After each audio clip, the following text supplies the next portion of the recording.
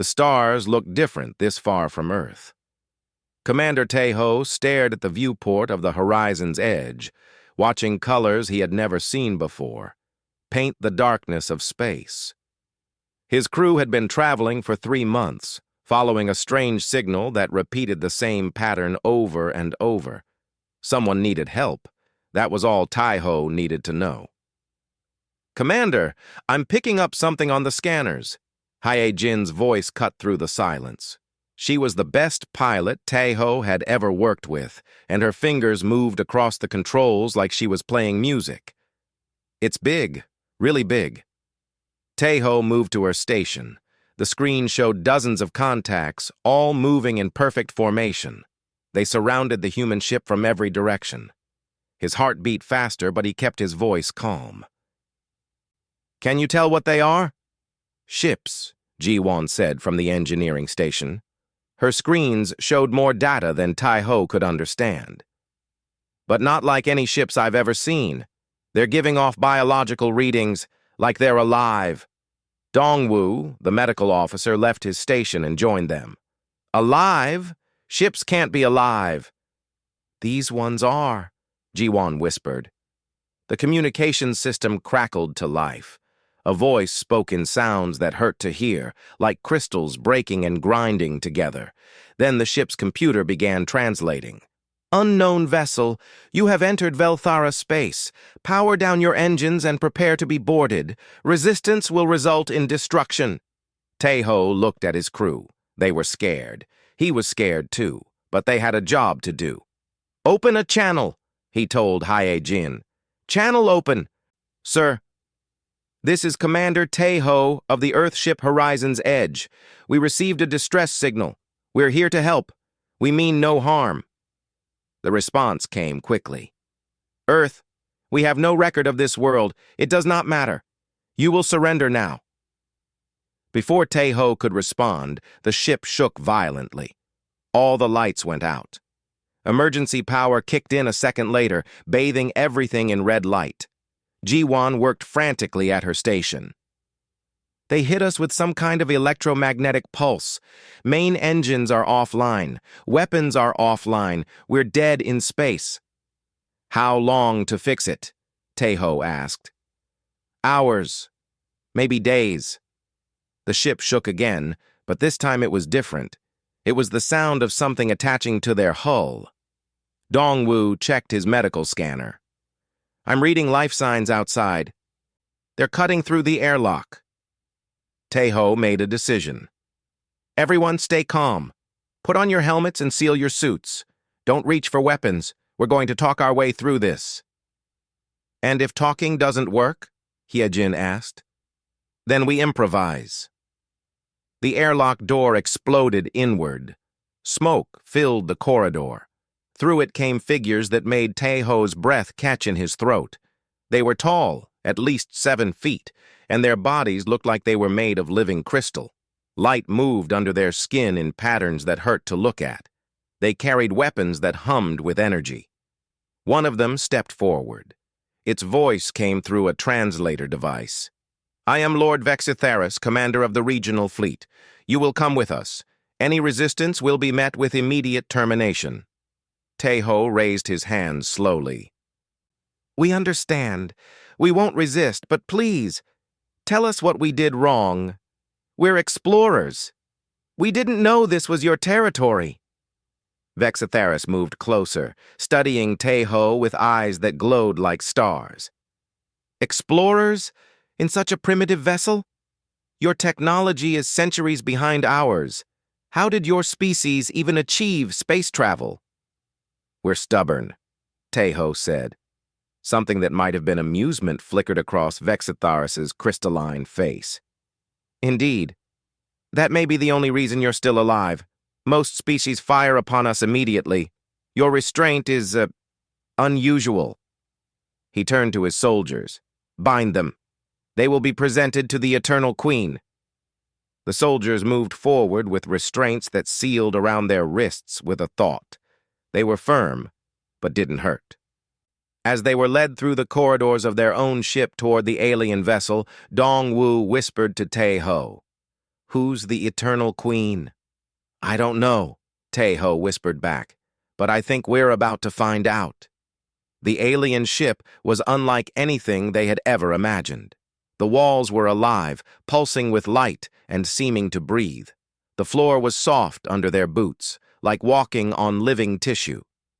Everywhere they looked, there were Velthara soldiers and workers, all made of that same crystalline substance, all moving with purpose.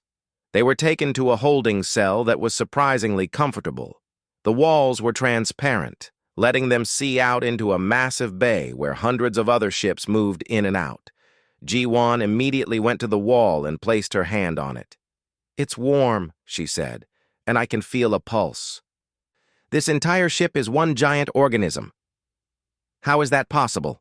Hyjin asked. "I have no idea." Lord Vexitharis appeared outside their cell. "You will remain here for 3 weeks. That is how long it takes to reach Velthar Prime, the throne world of the Eternal Queen. She will decide your fate." He paused, studying them again. "I recommend you use this time to prepare yourselves. The Queen has ruled for 8,000 years. She has seen the rise and fall of 17 species. She does not tolerate weakness or deception." "What happened to those 17 species?" Tae-ho asked, though he thought he knew the answer. "They serve the Empire now," Vexitharis said. "As will you, if the Queen deems you worthy of life." He walked away, leaving the 4 humans alone in their transparent cell. For a long moment, nobody spoke. Then Hyjin laughed, though there was no humor in it. "Well, Commander, this is one hell of a first contact." Tae-ho looked at his crew. They were scared, but they were strong. They were human, and humans had survived worse than this. "Listen to me, all of you. We're going to get through this.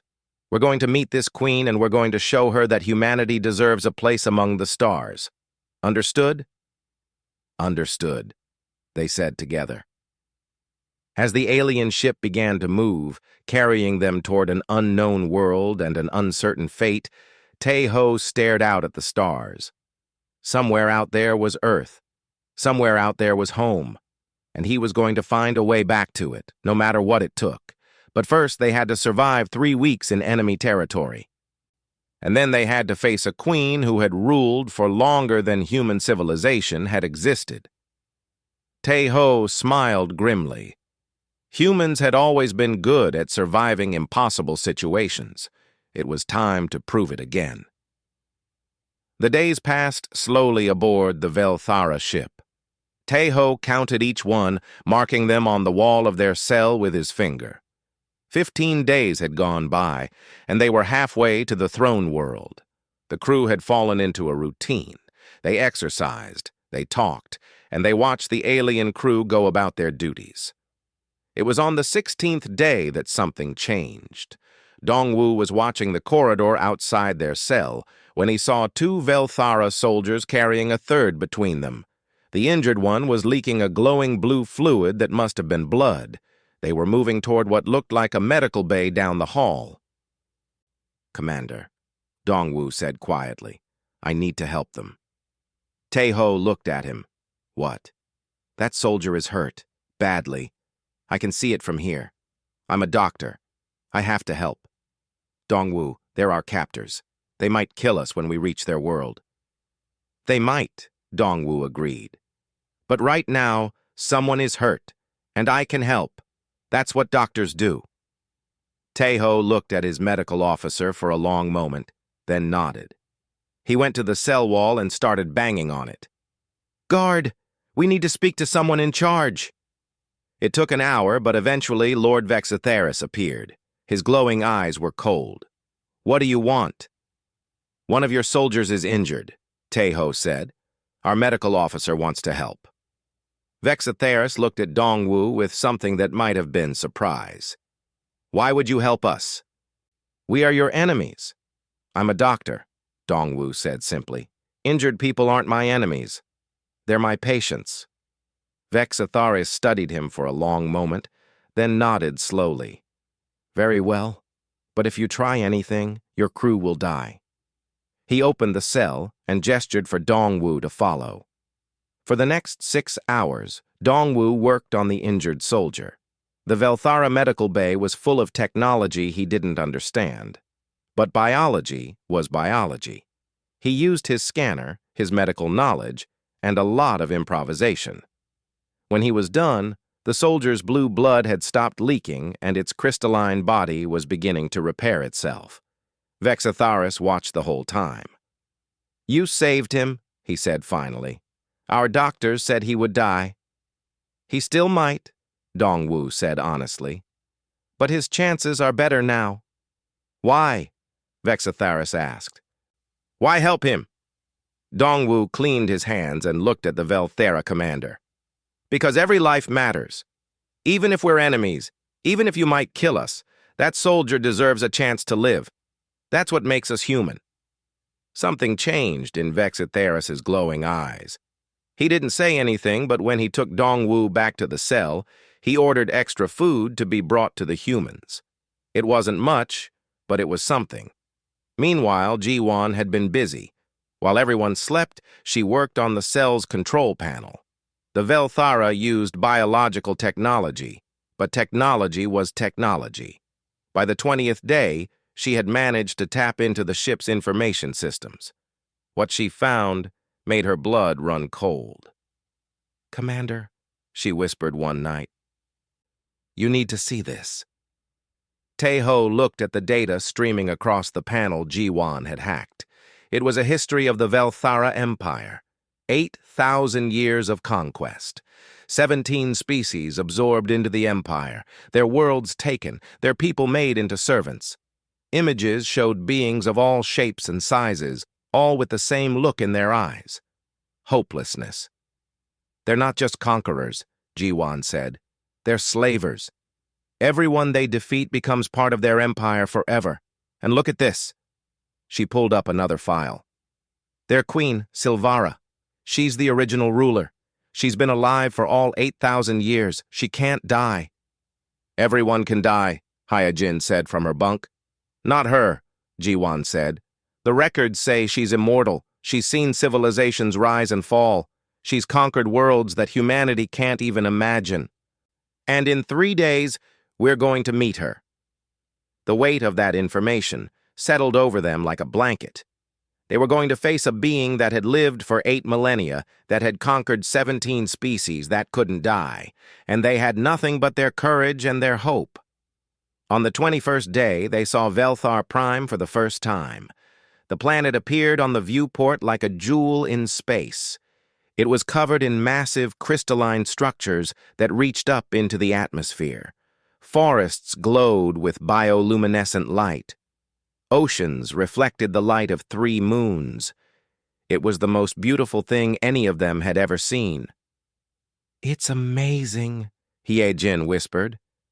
"It's built on the bones of conquered species," Taeho said quietly. They landed in a massive city that seemed to grow out of the planet itself. Buildings spiraled into the sky, all made of living crystal that pulsed with inner light. Ships moved through the air in perfect formation, and everywhere there were people. Not just Velthara, but dozens of different species, all working, all serving the Empire. Taeho saw a being with 6 arms carrying heavy equipment. He saw a floating creature that seemed to be made of gas cleaning the streets. He saw reptilian beings serving food to Velthara nobles. All of them had the same empty look in their eyes, the look of beings who had forgotten what freedom felt like. "This is what waits for Earth if we fail," Dongwu said softly. "We won't fail," Taeho said, with more confidence than he felt. They were taken from the ship and marched through the streets. Velthara citizens stopped to stare at them. Some looked curious. Others looked hungry. The humans kept their helmets on and their heads high. They represented Earth. They represented humanity. They would not show fear. The palace was the largest structure Taeho had ever seen.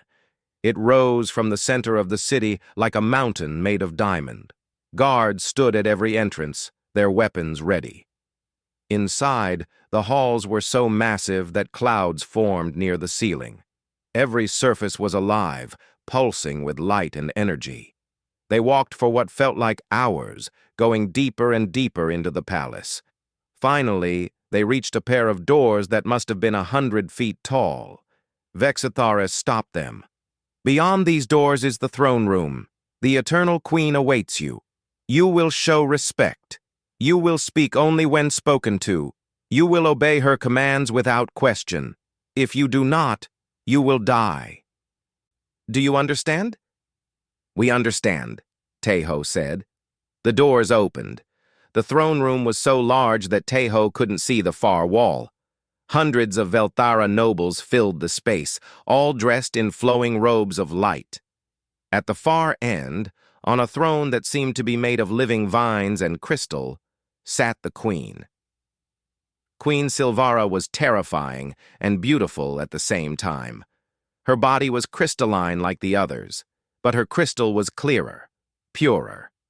Light didn't just move under her skin, it radiated from her like she was a star given form. Her eyes were the color of supernovas, and they saw everything. The humans were pushed forward. They walked between the rows of nobles, feeling every eye upon them. When they reached the throne, they stopped. Vexitharis and his guards stepped back, leaving the 4 humans alone before the queen. Silvara stood. She was tall, at least 8 feet, and her presence filled the room. When she spoke, her voice was like music and thunder combined. "So," she said in perfect English, "these are the humans, the species that dares to explore the stars with such primitive vessels, the species that shows mercy to its enemies. Interesting." She circled them slowly, studying them from every angle. "I have learned your language. I have studied your world. You are young, so very young. Your entire civilization would fit into a single year of my life, and yet you have the audacity to travel the stars." She stopped in front of Taiho. Even through his helmet, he could feel the weight of her gaze. "You are the leader," she said. It wasn't a question. "Remove your helmet. Let me see the face of the species that has come so far." Taiho's hands moved to his helmet. This was it. The moment that would decide everything. He unsealed the locks and lifted the helmet from his head. The air of Velthar Prime filled his lungs. It was warmer than he expected, and it smelled like ozone and flowers. For a moment, nothing happened. Then Queen Silvara froze. Her eyes went wide. Her crystalline body stopped its constant movement. The entire court fell silent. Even the living walls seemed to stop breathing. The queen stared at Taiho's face. Her mouth opened, but no sound came out. Then, in a whisper that somehow filled the entire massive room, she spoke a single word in her own language. "Eshkara." The nobles gasped. Some fell to their knees, others backed away in fear. Vexitharis looked shocked for the first time since they had met him. The queen continued to stare at Taiho, and in her ancient eyes he saw something he never expected to see: fear, wonder, and recognition. "It cannot be," she whispered. "After 10,000 years, the prophecy, it was true." The throne room erupted in chaos. Nobles shouted at each other in their crystal chime language. Guards moved forward, unsure what to do. Some of the conquered species' servants fell to their knees, whispering prayers in languages the humans couldn't understand. Through it all, Queen Silvara stood frozen, staring at Taiho's face. Then she moved. Her hand rose, and every voice in the room fell silent instantly. "Everyone out," she commanded.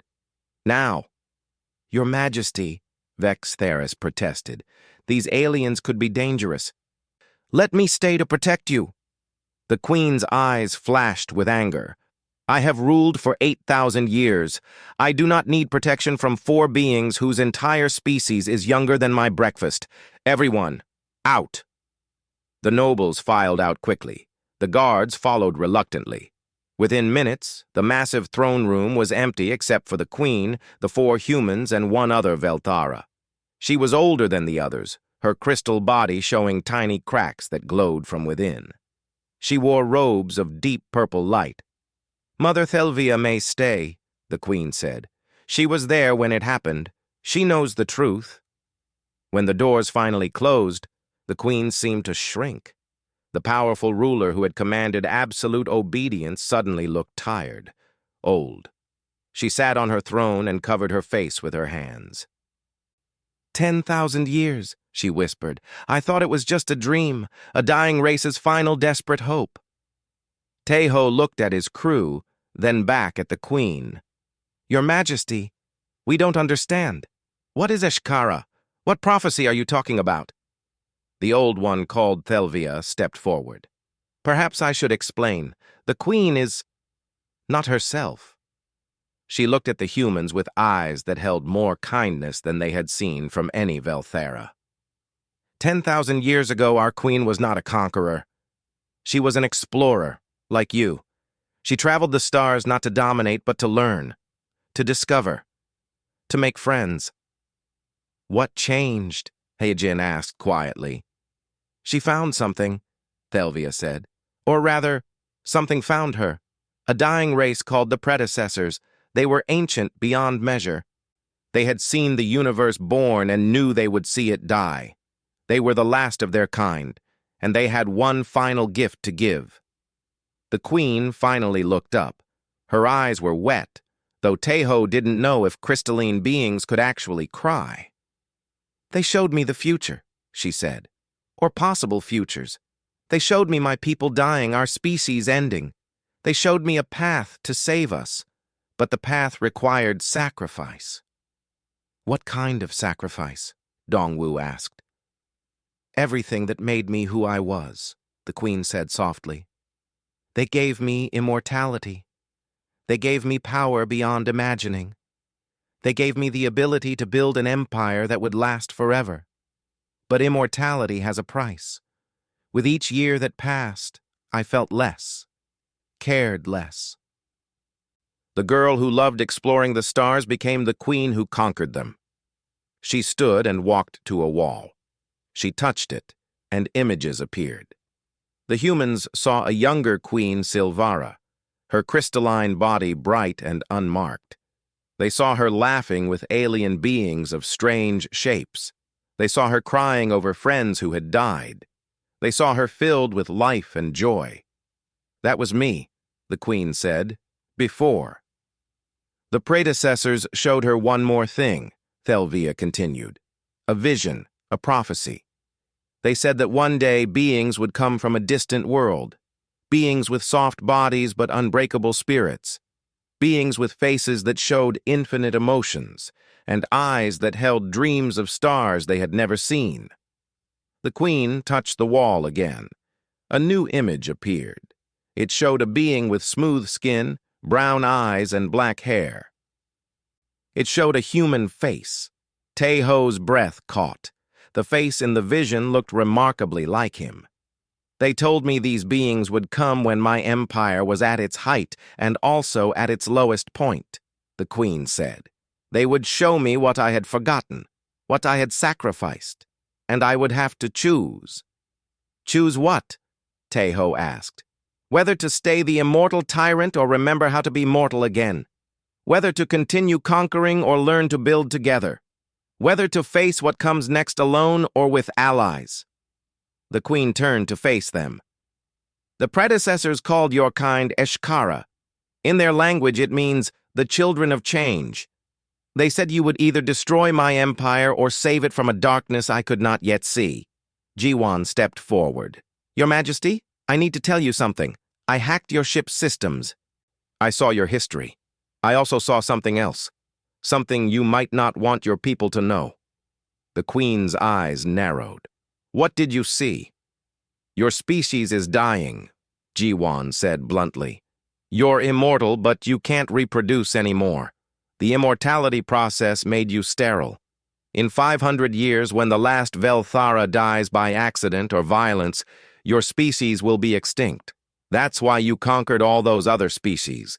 You need them to run your empire because you have no children to inherit it. The Queen and Thelvia exchanged looks. You are as clever as the predecessors predicted, Thelvia said. Yes, this is our great shame. Our queen gave up her mortality to save us, but in doing so, she cursed us to a slow extinction. There's more, Ji-Win continued, her voice shaking. I found classified files. There's something coming from dark space, a force you call the Null Swarm. It devours entire civilizations. It's heading this way. Your scientists predict it will reach Velthara space in 3 years, and your current technology can't stop it. The Queen sat down heavily. So you know all our secrets. You know we are not the unstoppable empire we pretend to be. We are a dying race, facing an enemy we cannot defeat, ruling over species that hate us. She laughed, and it was a bitter sound. The mighty Velthara, 8,000 years of conquest, and it will all mean nothing when the swarm arrives. Why are you telling us this? Tae-Ho asked. We're your prisoners. You could have hidden this from us. Because the predecessors were right about you, the Queen said. She stood and walked to Tae-Ho, looking down at him from her great height. I have watched your species for weeks now. I studied your history. You waged terrible wars against each other. You destroy your own world with pollution and greed. You create weapons that could end all life on your planet. By all logic, you should have destroyed yourselves centuries ago. But we didn't, Tae-Ho said quietly. No, you didn't. Instead, you made art. You wrote music. You told stories. You loved each other despite your differences. You reached for the stars, even though you knew you might never reach them. Do you know why that terrifies me? Why? Because you do all of this knowing you will die. Every human lives less than 100 years. You are mayflies compared to me. And yet you accomplish more in your brief lives than I have in 8 millennia. Because you know your time is limited, you make every moment count. You have what I lost, what my people lost. You have purpose. You have passion. You have hope. The Queen knelt, bringing her face level with Tae-Ho's. So I will ask you, Commander of Earth, what makes your species worthy of surviving? What makes humanity special enough that the predecessors predicted you would change the fate of empires? Tae-Ho thought about Earth, about his parents who had died when he was young, about the wars he had fought in before joining the space program, about every loss, every failure, every time humanity had fallen and gotten back up. He thought about the fact that humans only lived 100 years, but in that time they loved, they learned, they dreamed. We're not special, he said finally. We're not the strongest or the smartest. We're not chosen by fate or blessed by gods. We're just people trying to survive in a universe that doesn't care if we live or die. But that's exactly why we matter. Explain, the Queen demanded. Because we're weak. We learn to help each other. Because we're mortal, we dream of legacies that outlive us. Because we're flawed, we keep trying to be better. Because the universe doesn't care about us, we learn to care about each other. Tae-Ho met her ancient eyes. You want to know what makes us worthy? Nothing. We're not worthy. We're desperate. We're afraid. We fail more than we succeed. But we never stop trying. We never stop hoping. And we never face the darkness alone. The Queen stared at him for a long moment. Then she stood and turned to Thelvia. Bring them comfortable quarters, not cells, rooms with windows and soft beds and good food. They are not prisoners anymore. Your Majesty? Thelvia looked confused. I have made my choice, the Queen said. The one the predecessors knew I would have to make. I will not conquer Earth. I will not add humanity to the list of species we dominate. She looked at Tae-Ho. Instead, I will ask you for something more difficult than surrender. I will ask you for an alliance. I will ask you to teach my people what you told me, how to hope, how to dream, how to live like every moment matters. And in return, Taeho asked, in return we will give you our technology, our knowledge, and our power. Together we will face the Null Swarm. Together we will either save this galaxy or die trying. She held out her crystalline hand. What do you say, Commander? Will you help an old tyrant remember what she once was? Taeho looked at his crew. Hyejin nodded. Dongwu smiled. Jiwon gave him a thumbs up. He turned back to the Queen and took her hand. It was warm and hummed with power. We'll help you, he said. But there's something you need to know about humans first. What's that? We're really, really stubborn. If we agree to help you, we're going to push you. We're going to challenge you. We're going to make you uncomfortable. Because that's how change happens. For the first time in 8,000 years, Queen Silvara smiled. Really smiled. Good, she said. I'm counting on it. The weeks that followed were unlike anything Taeho could have imagined. The humans were given rooms in the palace that were larger than their entire ship. They had access to Velthera technology, food, and entertainment. But more importantly, they had access to the Queen herself. Every day, Queen Silvara would meet with them, sometimes in the throne room, sometimes in private chambers, sometimes while walking through the crystalline gardens that grew on the palace roof. She asked them endless questions about Earth, about human history, about why they did the things they did. Explain war to me, she said one afternoon. They were sitting by a pool that reflected 3 moons in its surface. Your species fights itself constantly. Why? Hyejin answered. We fight over resources, over beliefs, over land and power and old grudges. It's stupid, but it's part of who we are. But you also make peace, the Queen said. I've seen your history. Nations that were enemies for centuries become allies. How? We get tired of fighting, Taeho said. Eventually, we realize that working together gets us further than tearing each other apart. It takes time. It takes loss. But we learn. The Queen was quiet for a while. I stopped learning 8,000 years ago. When you're immortal, you think you have all the answers. Why learn when you've already seen everything? Have you seen everything? Dongwu asked gently. I thought I had. Then you arrived. One evening, the Queen asked them about death.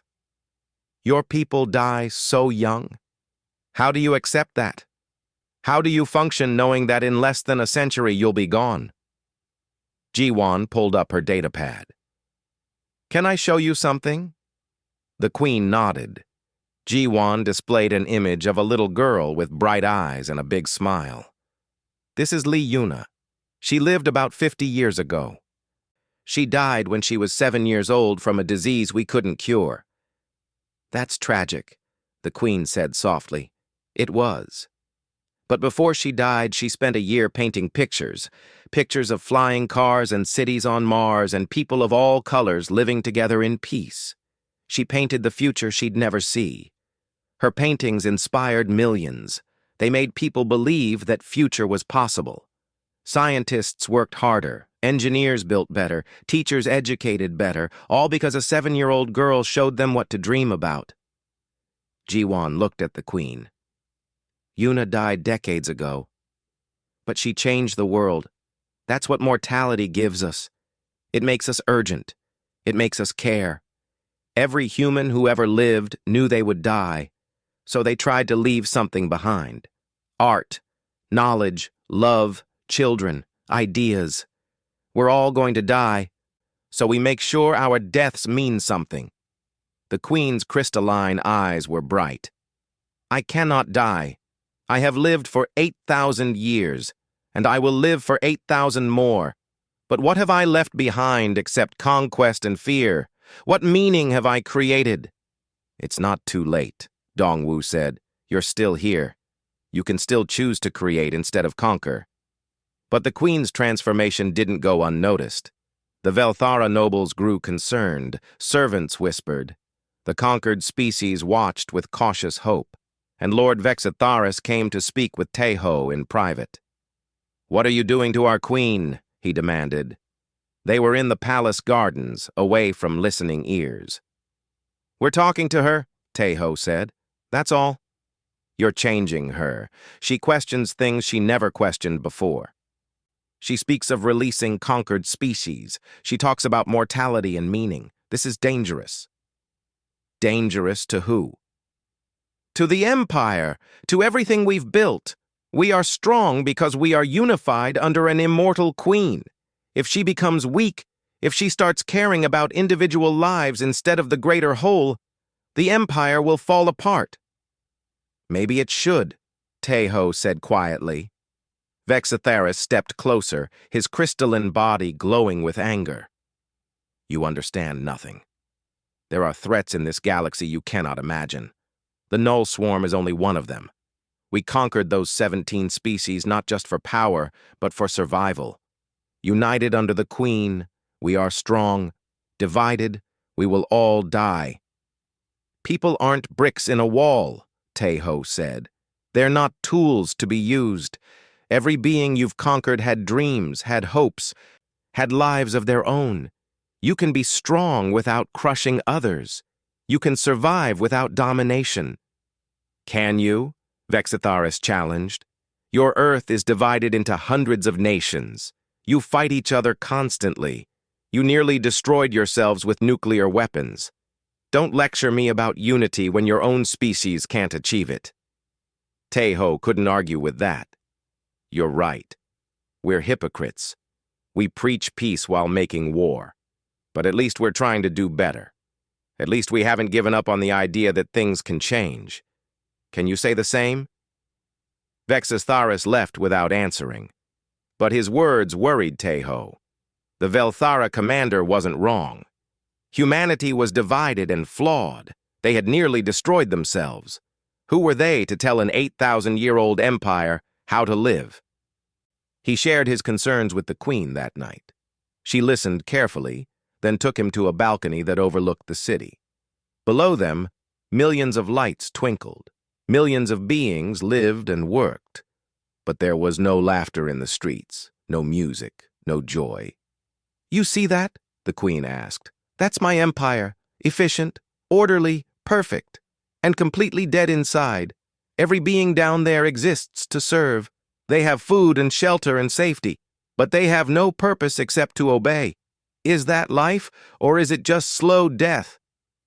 "I don't know," Teho admitted. "I'm not wise enough to answer that." "But you are," the Queen said, "because you asked the question. That's what I lost.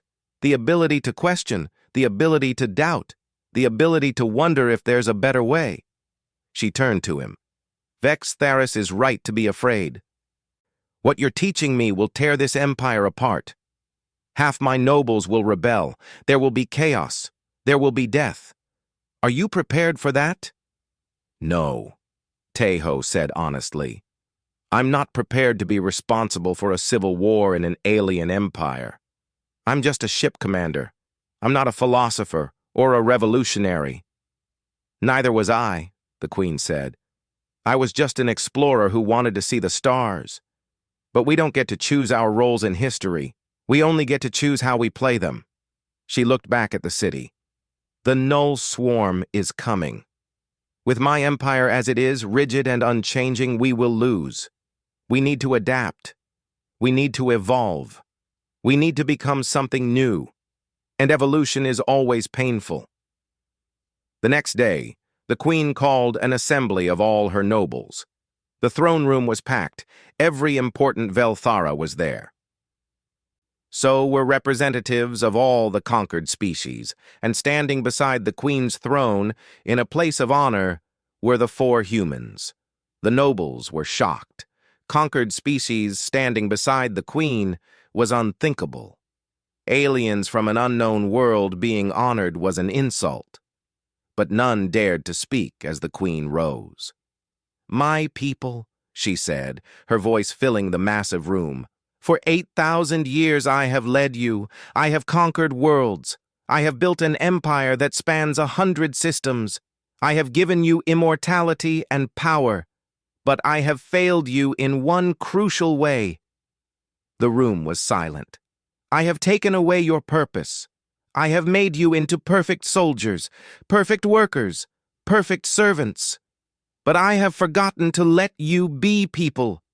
I have forgotten that a life without growth is not life at all. It is stagnation. Murmuring started among the nobles. The queen raised her hand for silence. These humans have shown me something. They die in less than a century. Their technology is primitive. Their bodies are fragile. By all measures, they should be insignificant. Yet they have achieved things we have not. They have hope. They have dreams. They have the courage to change. Your Majesty, a noble called out. Are you saying we should become like them, weak and divided? I'm saying we should learn from them, the queen replied. The null swarm is coming. You all know this. Our current technology cannot stop it. Our current ways cannot save us. We need to change, or we will die. Another noble stood. Change into what? We are Velthara. We are perfection. No, the queen said softly. We are stagnant.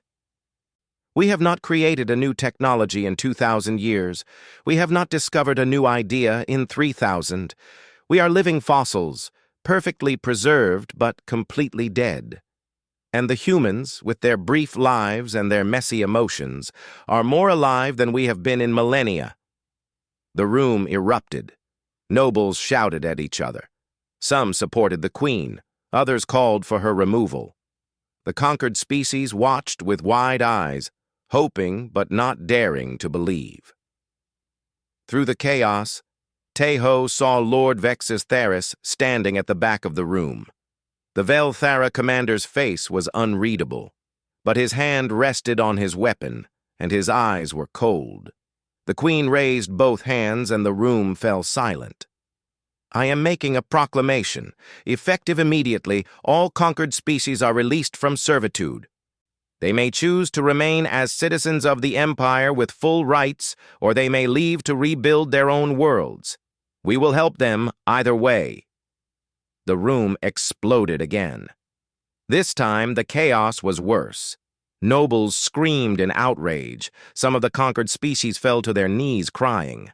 Others looked terrified, as if this was a trap. Furthermore, the queen continued, her voice cutting through the noise, I am formally requesting an alliance with Earth, not as conquerors, but as equals. Together we will face the null swarm. Together we will build something new. This is madness, a noble shouted. You'll destroy everything we've built. Perhaps, the queen said. But what we've built is already dying. At least this way we die trying to be better. Lord Vexus Theris stepped forward. His voice was loud enough to silence the room. Your Majesty, I have served you for 3,000 years. I have never questioned your commands, but I cannot follow you in this. You are leading our people to destruction. The queen looked at him sadly. Then what will you do, old friend?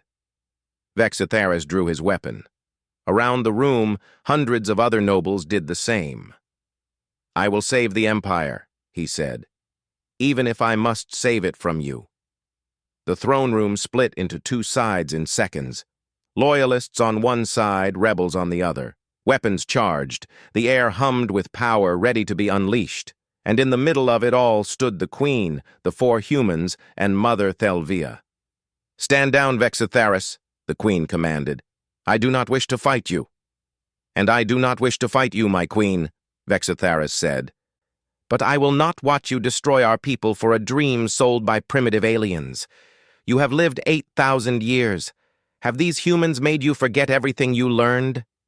They made me remember, the queen said quietly. Remember who I was before I became this.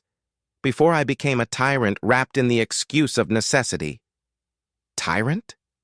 Vexitharis's voice was filled with pain. You saved us.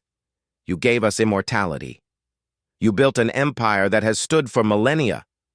I built a prison, the queen said, and I'm the oldest prisoner of all. The rebels fired. Energy weapons lit up the throne room like lightning. The queen raised her hands, and a barrier of crystalline energy appeared, deflecting the blasts. Loyal guards rushed forward to protect her. The battle had begun. "Get the humans out!" Thelvia shouted. She grabbed Teho's arm and pulled him toward a side door. "We can't leave her!" Teho protested. "You must! If you die, everything she's trying to change dies with you. Move!" The humans ran. Behind them, the sounds of battle echoed through the palace.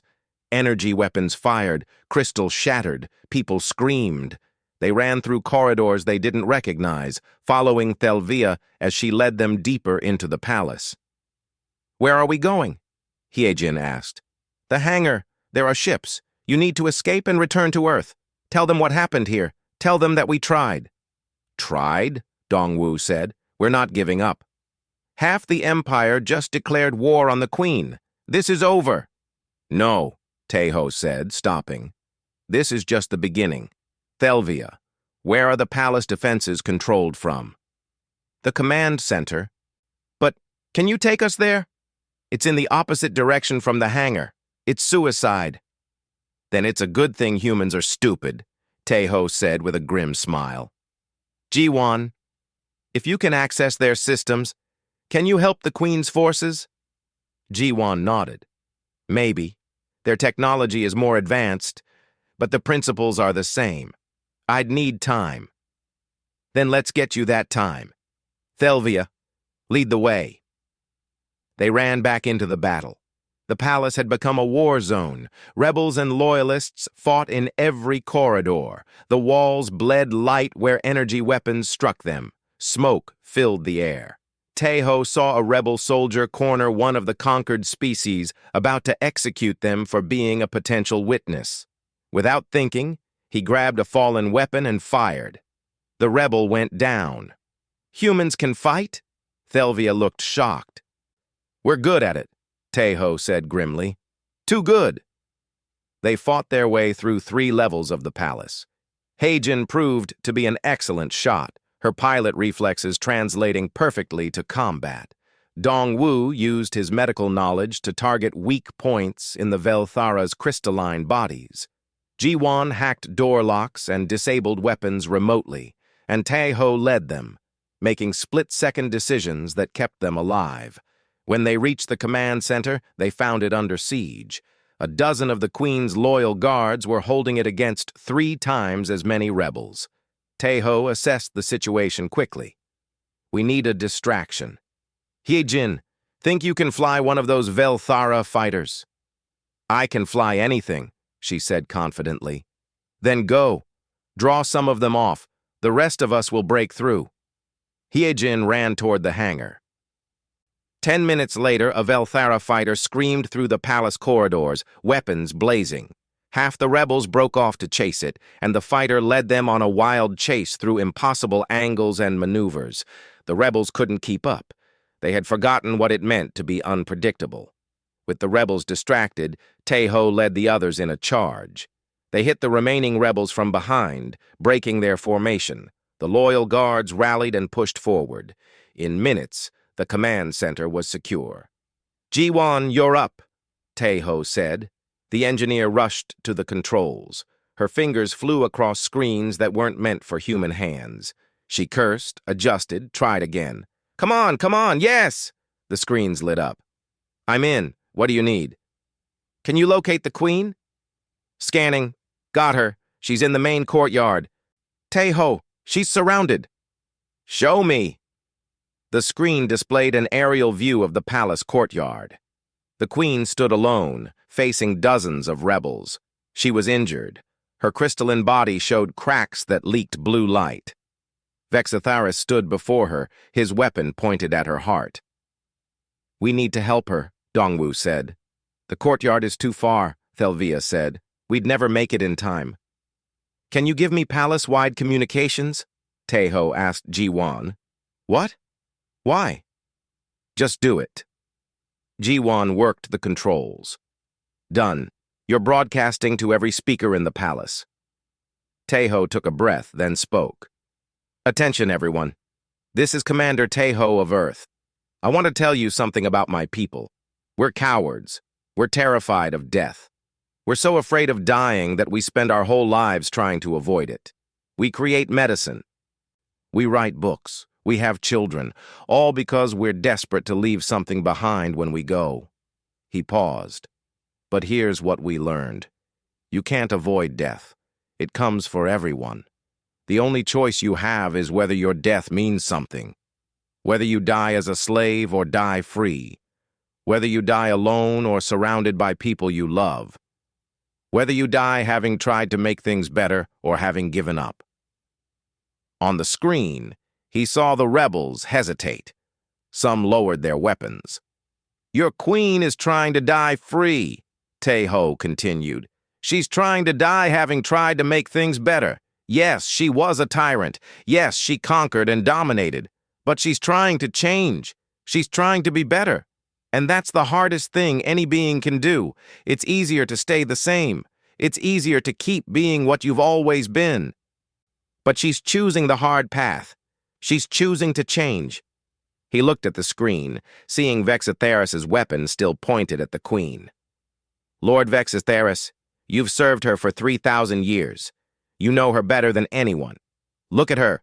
Really look at her. Is she insane? Or is she finally becoming who she was always meant to be? On the screen, Vexitharis didn't move. Then, slowly, he lowered his weapon. My queen, his voice came through the speakers. Why are you doing this? Why throw away 8,000 years of empire for a dream? The queen's voice answered, tired, but strong. Because, old friend, I realized something. In 8,000 years, I never once did anything that scared me. I never once risked everything for a dream. I became safe. I became perfect. I became dead inside.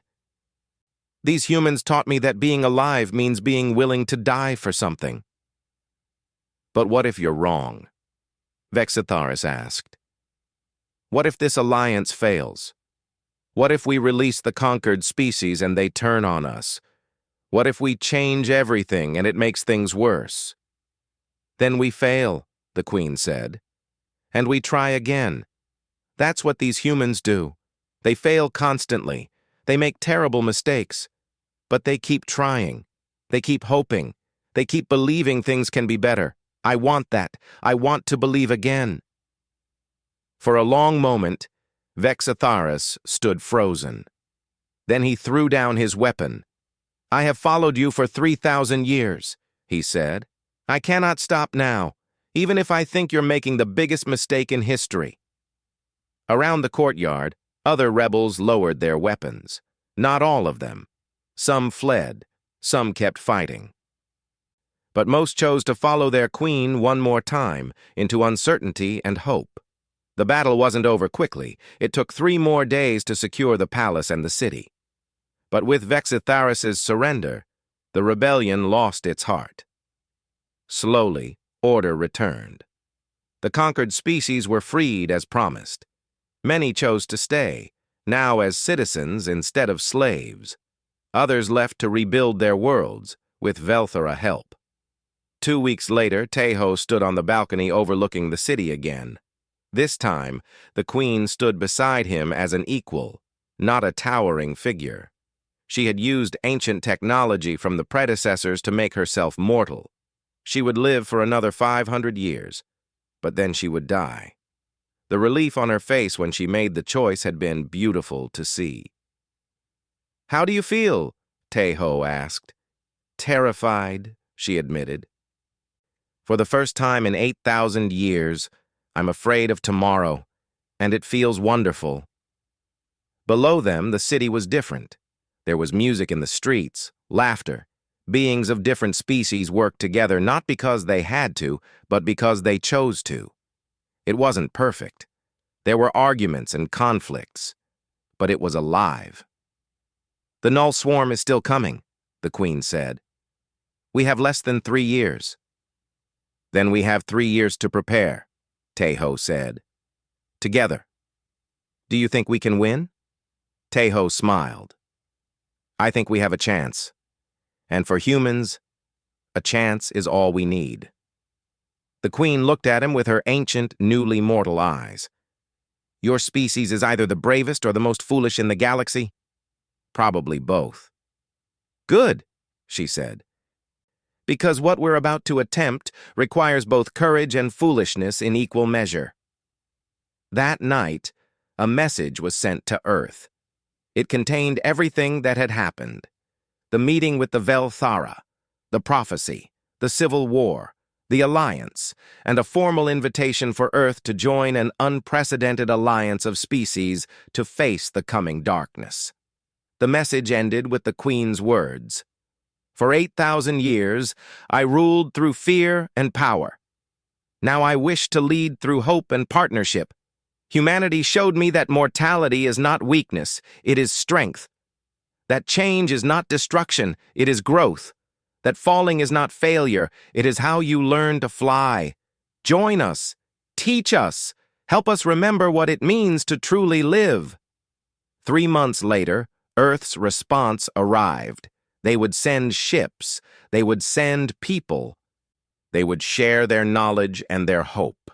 And together, humanity and the Velthara would show the galaxy what was possible when two impossible species decided to trust each other. Tejo stood with the Queen on the same balcony where everything had changed. Above them, the stars shone bright. Somewhere out there, the Null swarm was coming, but they would be ready. Thank you, the Queen said quietly. You gave me my life back. You gave humanity a place among the stars, Tejo replied. I think that makes us even. The Queen smiled, and it was genuine. This is just the beginning, isn't it? Yes, Tejo said, looking up at the stars. For both of us. And in the city below, for the first time in 8,000 years, the Velthara sang. It was a sound of joy and hope, and life renewed. And mixed with their crystalline voices were the sounds of a dozen other species, all singing together, all choosing to believe that tomorrow could be better than today, all choosing to hope, all choosing to live.